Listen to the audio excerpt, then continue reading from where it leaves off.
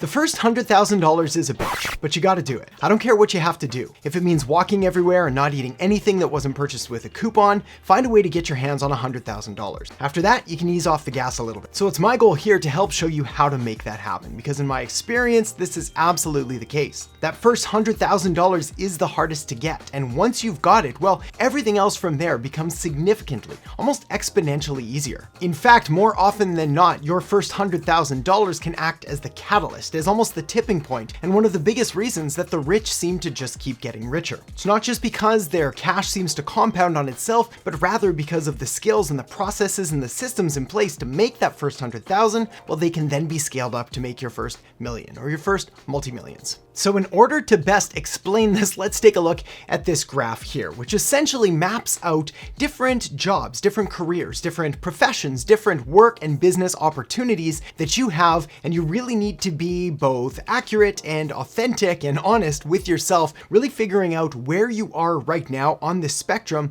as well as where you want to go, which we'll talk about in just a second. Now, the way that I have this plotted out is in a couple different criteria, from high work to low work to high income to low income. And of course, some of these things are going to vary. There's always exceptions to the rule, but just take a general look at it and try to figure out, well, where are you right now? Where does your business sit? Where are you personally as an entrepreneur, as a business owner, as a marketer, as whoever it is that you are? Where are you on this graph? Now, when it comes to this graph, the traditional way that we're normally taught to think is kind of in that lower left-hand corner, moving upwards, typically up and to the right, although sometimes we go straight up. So if we go from sort of up and to the right, you can see that we're starting out unskilled. We work our way through, say, minimum wage jobs and maybe starting our own small business doing basic work. And then ultimately we end up at some kind of skilled profession. Maybe we go on to, again, top right corner, we're doing law or medicine or some kind of white collar work, or maybe we're kind of just moving up here and we're doing some form of manual labor. Maybe it's a trade, which can actually make often as much or sometimes even more than more skilled professional white collar workers. But again, it's going to depend on where you're located and what kind of work you're doing. The point here though, and the real big takeaway, is to be very, very aware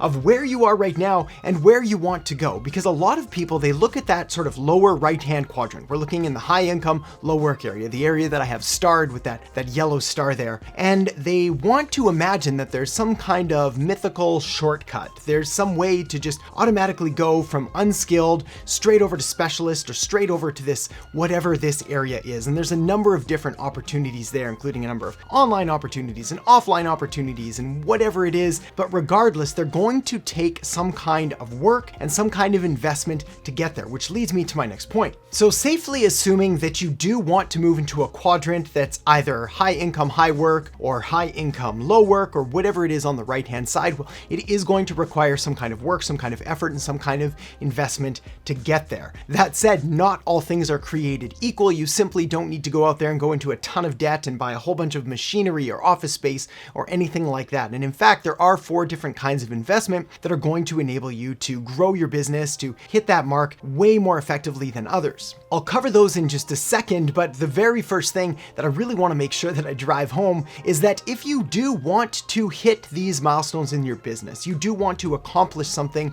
personally or professionally in your life, it is going to require work. It is going to require sacrifice. It is going to require discipline. You are going to need to put something in. And anybody who tells you otherwise is obviously just trying to scam you out of something. Seriously, there is no get rich quick scheme here. There is no make $1 million overnight. None of these things exist, because if they existed, well, then everyone would do them. In fact, we can use simple logic, simple deduction to realize why none of these get rich quick schemes are ever going to work. Because if they were that formulaic, if they were that replicable, where everybody could do it, well, then everybody would do it. And therefore it would become the average and we would all be at exactly the same level. And this is clearly not the case. So by looking at this graph here, by figuring out, all right, we do want to move into at least some aspect of the higher income category, whether that's working more or working less, we can talk about that later. But regardless, we're going to need some kind of trajectory in these directions, which means that we're going to either need to increase the hours that we're working, the amount of time that we're putting into personal and professional development, that we're building our business, that we're working on our products and our services and our delivery and our fulfillment and all of those things, as well as increasing the overall investment and the things that I have labeled here as 4 C's, which we'll cover in just a second. Now, when it comes to increasing your hours, you're going to hit a cap here, and you're going to hit it pretty quickly. After all, the difference between somebody who's making minimum wage and someone who's earning thousands and thousands, if not hundreds of thousands, even millions of dollars per day or per hour, is not the amount of time that they have to work, because we all have 24 hours in a day, we all have 7 days in a week. There's only so much that you're going to be able to do before you're going to experience dramatically and rapidly diminishing returns. In fact, there's a number of different studies on this depending on which one you subscribe to, on whether 40 hours a week is at the cap, or 60 hours or 80 hours, but let's assume you're even able to push it to 100 hours a week. Well, at some point you're still going to be completely tapped out, and you're going to need a smarter and a more effective way to grow your business and to grow yourself. Well, that's where the 4 C's come in this chart that you're looking at right now. This is a bit of a variation on a graph and on a chart and a tweet storm that I first read by Naval Ravikant, who went over kind of the 4 different ways to become wealthy in a predictable manner. And essentially what I've done is sort of given them a little bit of alliteration for that C factor and broken them down into code, content, community, and capital. So let me start at the bottom and work my way up. Now, capital is essentially using money, using typically other people's money as investment. You're investing it, you're putting it into real estate or into stocks, you're earning some kind of a return, and you're growing your wealth and you're growing your business that way. The problem with this kind of investment in your business or in yourself is that it's permissioned leverage, meaning you require the permission of someone else. Most people simply don't start with capital. Trust fund babies excluded. If you're starting like most people, if you're starting like I did, you're starting from pretty much nothing, from complete scratch, which means that nobody is going to give you money because you don't have a proven track record of success behind you, so it would be an incredibly risky bet. So we can pretty much safely kind of scratch that one out. Moving up to the next one, we have community. Now, the problem with community as a way to grow your business to hit that 100K mark is that, again, it's permissioned leverage, which means you're going to need someone to follow you. You're going to need someone to want to work with you or work for you. If you want someone to work for you, you're probably going to need to pay them, which means you're going to need some capital in some way, shape, or form. And if you want them to work with you, either for equity stake or as a partner, well, you're going to need that track record, or at least proof that you're going somewhere, doing something exciting, something interesting, something appealing to draw other people in. So a viable strategy later on, but to get started and to hit that first 100K, it's a tough one too. Now, content is where I think you should spend the majority of your time, but we'll quickly cover code, which is another very viable strategy in order to grow your business by developing some kind of code or application or software or something that you can leverage and then impact more people's lives without you needing to be directly involved. Of course, the caveat to knowing how to code is knowing how to code. So if this isn't your thing and your brain simply doesn't work that way, we can safely scratch that one out too, which leads us to content. And in my opinion, is probably the single most important element to growing a business, to establishing a personal brand, to breaking through that level, to hitting your first 100,000, to hitting multi-hundred thousands, to hitting millions, to hitting multi-millions. It's all going to be on the back of content. So what exactly is content? Well, content is simply stuff. It's ideas, it's thoughts, it's studies, it's anything that you can create that will add value to someone else. So you need to think about, what do you do? What value can you provide? What kind of people can you help with the knowledge and the experiences and the wisdom that you already have? And if you're just getting started in your journey, how can you go about setting a course of accumulating this knowledge, this information, this experience so that you can go out there and help even more people? And well, that's where this next part comes in, this 3-part framework of filter, consume, and create. So the very first step before you go about creating any kind of content is that you need to create some kind of a mental filter of what kind of information you're going to want to collect in the first place. This is because we are in an age of information abundance. There is information everywhere. There are more videos, more podcasts, more blogs, more articles, more books to read than ever before in human history. It is completely overwhelming. So you can't simply go out there and watch all the stuff, read all the stuff, listen to all the stuff. Brain would explode. Not to mention, most of it is going to be completely irrelevant for where you are on your journey right now. And this is why the very first thing you need to do is you need to set up this filter. And the filter that you need to run it through is a combination of where you are now and where you need to go. For example, if we come back to this chart here where we're looking at our work versus our income, well, we need to figure out where are we right now, and then of course the next chart of where do we want to go. Do we want to move from from this high work, low income quadrant and move it over to a low work, high income? Do we want to simply do anything we can to accumulate the skills and the resources in order to get to that high income bracket, even if it involves high work? Whatever the case, we need to figure out where we are now and where we want to go. And that's going to lead me perfectly to identifying what is known as the theory of constraints. Now, the theory of constraints is all about figuring out where the weak spots are, where the limitations are, where are the factors that are holding you back from reaching that next level. Now, in my experience, when it comes to business, when it comes to growing a truly profitable and scalable business, it's going to happen in one of three different areas. The first of which is going to be skills. For some reason, especially if the business is doing less than say $100,000, there's going to be some kind of a skill that's lacking, some skill that's missing. Now, fortunately, these are relatively easy to identify. I mean, if you've determined that the reason your business isn't growing is because you're lacking video editing skills or photo editing skills or accounting skills or whatever it is, you can just go out there and acquire those skills. Bit of a side note, but by far the single biggest skill that I see have the greatest impact on the vast majority of pretty much every single business I've ever worked with is marketing. The ability to go out there and to communicate, to inform, to persuade, to tell stories, to make sure that you're doing the right things in the right place for the right people. Marketing is the single most important element to your business success. So if your business is stuck, this is probably the first place to start. And I'll make sure to link up a video at the end of this one to help get you started on the right foot there. The next constraint that you could be going through is some kind of a habit. It could be either wasting too much time on social media, it could be not doing the important things that need to get done in your business,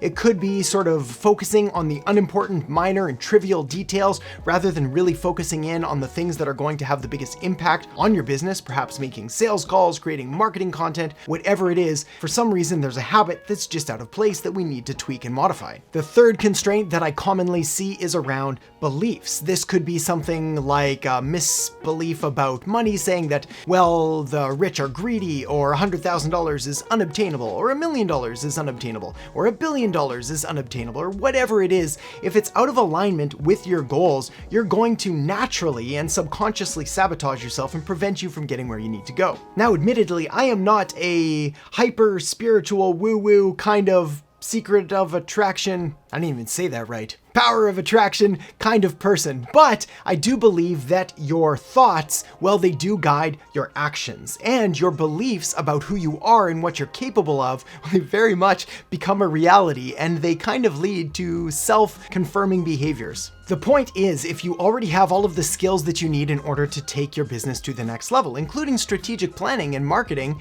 and you already have the habits in place, you're waking up at the right time, you're going to bed at the right time, you're eating the right foods, you're exercising, you're doing all the things you know you're supposed to do, well, then it may be an underlying belief pattern that's holding you back. So you need to identify it so you can move forward. So once you've identified what the single biggest constraint is to you and to your business and what you believe is holding you back from hitting that $100,000 level, well, you're going to be able to treat this as a filter for when you go out there and consume content. And you absolutely should consume content. Many of the business gurus and business coaches say that you need to spend less time consuming and more time creating. And while that is absolutely true, the reality is that great ideas out, well, they come from having great ideas in. What creativity is about connecting different ideas. And you need that information, you need that input, and ideally from high quality sources so you can get good ideas out. But of course, like I've already mentioned, there's way too much stuff out there, which is why having this filter in place, knowing which constraint you're trying to overcome, will allow you to be more systematic and more strategic about your content consumption. So step one is making sure that you've got that filter in place. You know what you're trying to accomplish, you know what skills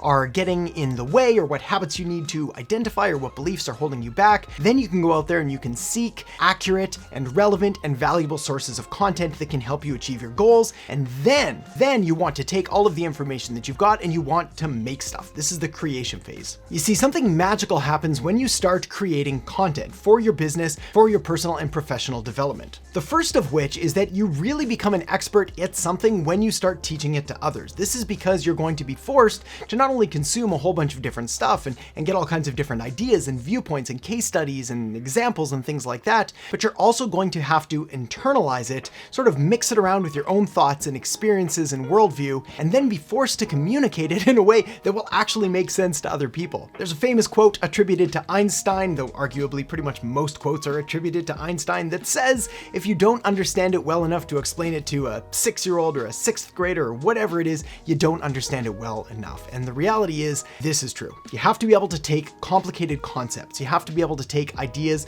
and thoughts and different things like that, bundle them up and explain them clearly and concisely to the people that you want to serve. Next, I've got a couple really important points that I want to share with you because I appreciate this whole process can seem pretty overwhelming. First of all, there is no end, so there is no rush. You want to approach building a business, building a life, building yourself and the habits and the skills and the beliefs as a sort of brick by brick process, almost like you're putting different Lego bricks on top of each other, stacking skills and habits and beliefs and successes and achievements and all of those things. I can tell you with 100% absolute certainty that the second you reach $100,000 in your business, your life will not be complete. You'll want 200,000 and then 500,000 and then 1 million, and it will never ever end. It's not a bad thing, you just need to be aware of it, is that this game is not an end game. It's an ongoing game of growth and reinvention and progress and constantly striving to become better versions of ourselves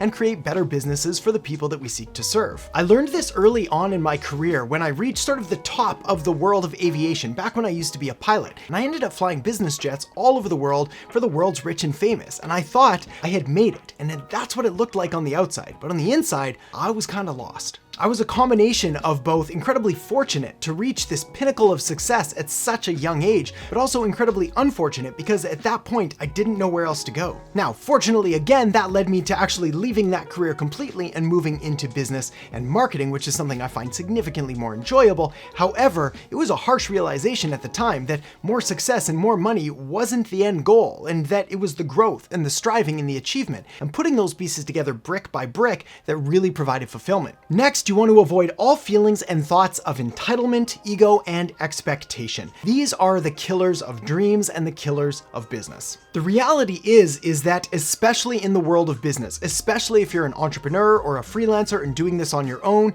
is that first of all, things are going to take time, and they're probably going to take a little longer than you expected, even if you do everything right and work your absolute tail off. Next, every great win may be accompanied by a very big loss of equal or greater magnitude. In fact, I heard it described once that entrepreneurship was kind of like a pendulum, and the further that the pendulum swung from massive success, the further it was going to swing to abject and abysmal failure. And I wish this wasn't the case, but this has absolutely been my experience, where the higher the highs, well, the lower the lows. So this is something that you've got to try to stay relatively stoic, relatively centered, and relatively balanced, knowing that there's going to be good times and there's going to be bad times, and it's going to take a lot of time. But man, it's worth it. Also, what you can see here is probably my favorite diagram of all time, which I've crudely tried to animate, but the reality is that success, no matter what you define success as, whether it's 100,000 a year, 1 million a year, 10,000 a year, living in the woods in a cabin and feeding the squirrels every day, whatever you want, success has a cost. And that cost is one of two different things. You can either pay by the pain of discipline, by waking up early, by working late, by going to bed early, by giving up on social and fun things and short-term gratification and putting in those extra hours, creating that extra content, reading that extra book, going to that seminar, all of those things. Or you can suffer later with the pain of regret. I heard it once said that discipline weighs ounces, but regret weighs pounds or tons, and this is again absolutely the case. In fact, by sacrificing now, by putting in just a little bit of time, by doing the things that you know you need to do to grow your business, to grow your personal and professional development, it's going to pay off in spades. It's going to compound year over year over year. And the worst thing, at least in my view, would be getting to the end of my life and looking back and realizing all of the times that I didn't fulfill my potential, all of the times that I quit just a little bit too early, that I gave up just a little bit too soon. I'm not joking, that scares the literal shit out of me. But it's also something that helps to keep me motivated, even in those long and trying days. And I know that when you apply everything that I've talked about and everything that I've shared with you here, you can cut months, years, possibly even decades off of your learning curve, achieve success so much faster, and really accomplish all of your business and personal goals with far more enjoyment. Of course, like I mentioned early on, probably the single most important skill to growing a business, to hitting that first 100,000 or million or whatever it is that you want, all comes down to marketing and communicating your value to your target market. And this is why the very next thing you're going to want to do is check out the video I've got linked up right here on marketing. So make sure to check it out now, and I'll see you in the next video. All right, the next thing that'll really help you become a better digital marketer is to understand the differences between strategy and tactics and when to use them. Strategy is all the big picture stuff, and this is really where you want to focus.